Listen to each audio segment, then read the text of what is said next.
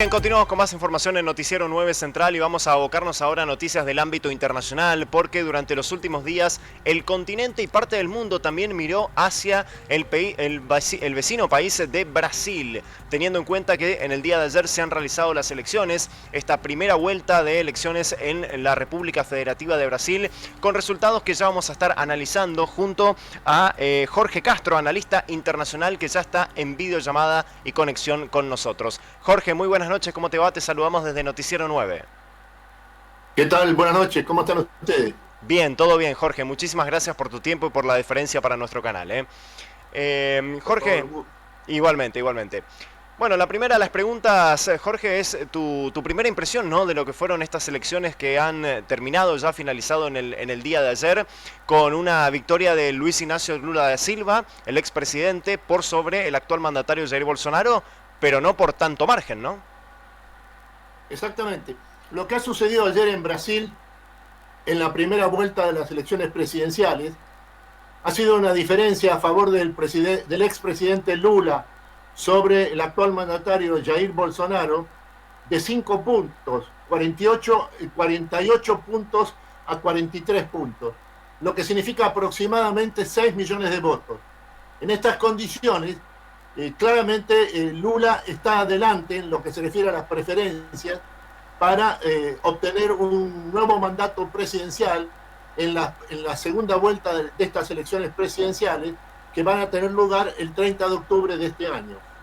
Sin embargo, el dato político estratégico fundamental que hay que retener, creo, después del análisis de estas elecciones presidenciales de Brasil, es que acá la gran sorpresa política ha sido la notable fortaleza que ha demostrado no solo el presidente Jair Bolsonaro, sino el bolsonarismo como corriente política y social. Hay que tomar en cuenta que las fuerzas que respaldan al presidente Bolsonaro se han impuesto, junto con sus aliados, en los 3 estados principales de Brasil, que son el estado de San Pablo, el estado de Minas Gerais y el estado de Río. El dato estratégico a retener es que también las fuerzas que respaldan al presidente Jair Bolsonaro controlan las 2 cámaras del Congreso brasileño, que es el centro del poder y de las decisiones de un sistema político tan característicamente dependiente del Parlamento de Brasilia, como es el sistema político brasileño. Es en estas condiciones que no hay que descartar incluso que la segunda vuelta sea una segunda vuelta extremadamente difícil de mensurar en términos con anterioridad, pero en la que no hay que descartar incluso la posibilidad de una leve diferencia a favor del actual presidente Jair Bolsonaro. Claro. Castro, usted hacía referencia a las fortalezas de Jair Bolsonaro que fueron en contra en el resultado, inclusive con lo que decían las encuestas. ¿Y cuáles son fundamentalmente esas fortalezas? ¿Pasan por la situación económica específicamente de Brasil? Bueno, la situación económica claramente favorece al presidente Jair Bolsonaro. La economía brasileña este año va a crecer aproximadamente 3% anual.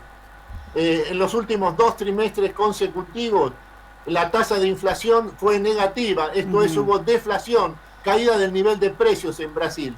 Y al mismo tiempo, Brasil tiene superávit de cuenta corriente y superávit fiscal, con un total de reservas en el Banco Central de Brasilia que asciende a 350.000 millones de dólares, producto precisamente del superávit de cuenta corriente, superávit comercial, que le otorga sobre todo el extraordinario potencial de su producción agroalimentaria.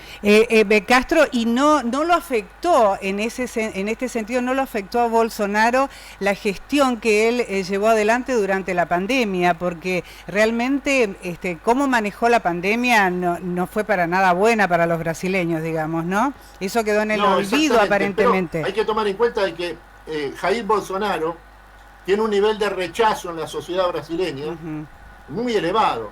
Y esto es producto de la forma en que gestionó sobre todo la pandemia y también la decisión que ha tomado característicamente Jair Bolsonaro de tener una situación de continuo conflicto con diversos sectores sociales y políticos. Claro. Ahora, Jorge, claro está que el resultado esperado por Luis Ignacio Lula da Silva no era el esperado justamente por su partido, ¿no? Teniendo en cuenta que se esperaba para ellos, ¿no?, una brecha más importante. Se hablaba de cerca de 10 puntos, inclusive se hablaba de la posibilidad de ya ganar en primera vuelta sin la necesidad de ir al balotaje, ¿no? Jorge, ¿avisorás o cómo avisorás que pueda llegar a influir la tercera fuerza, ¿no?, de Brasil, que ha sacado apenas el 5%, y no sé si coincidís conmigo en que es una de las elecciones más polarizadas de la historia de Brasil, con dos claros candidatos marcados y relegando a una tercera fuerza nada más que el 5%? Exactamente, entre Lula y Bolsonaro han obtenido más del 90% del total de votos en la primera vuelta. Esto significa que en realidad, en un sentido estricto, no ha habido tercera fuerza.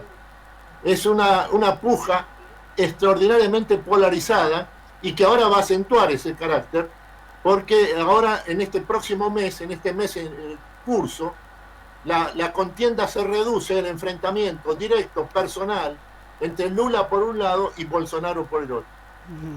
¿Usted no considera que es mucho el tiempo que hay entre la primera y la segunda vuelta? Mire, este es el resultado de la Constitución brasileña. Exacto, sí, sí.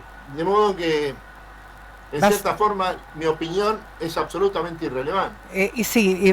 Pero va a exponer al pueblo brasileño a una situación política bastante movida, por cierto, ¿no es así? ¿No es así? Absolutamente. Sí. Todo este mes va a ser extremadamente conflictivo. Exacto. Claro. Exacto.